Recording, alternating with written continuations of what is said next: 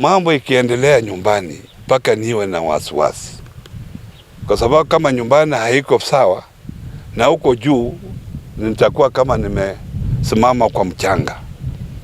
Nataka nyumbani iwe shwari na mimi nikiwa huko juu niko shwari.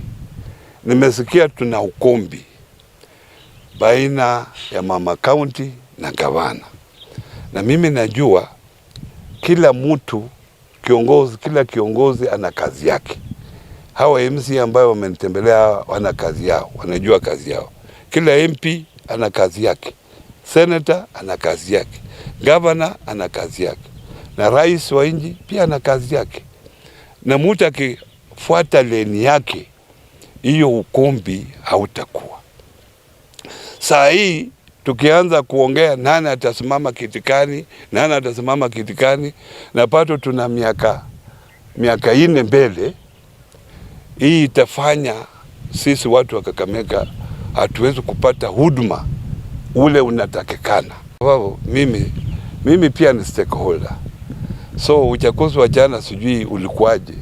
Unajua tuna uchaguzi na tuna hali ya watu kuja pamoja na kusema fulani atusaidie. Kwa sababu ukisema uchaguzi tuna procedure za uchaguzi.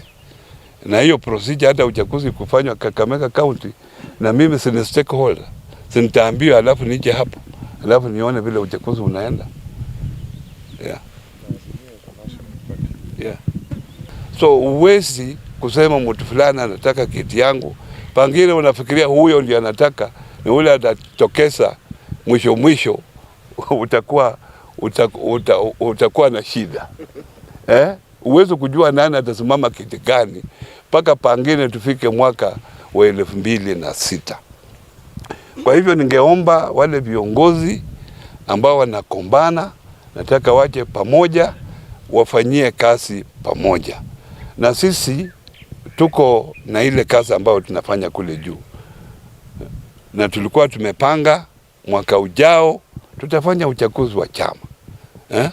So wale wanataka viti wako uhuru, na mtu ako uhuru kutafuta kiti chochote kwa njia ambayo inafaa hapa county au katika constituency yoyote, kwa sababu na kazi ngumu na kazi nyingi kule national level, na mnaona ile kazi ambayo tunafanya kule.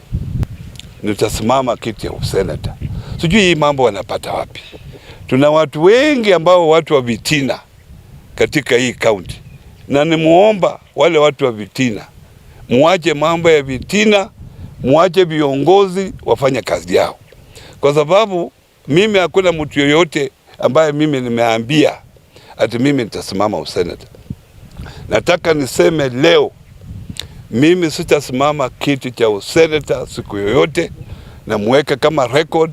Nikisimama mtakuja kuniuliza siku hiyo ati niliongea siku ya leo.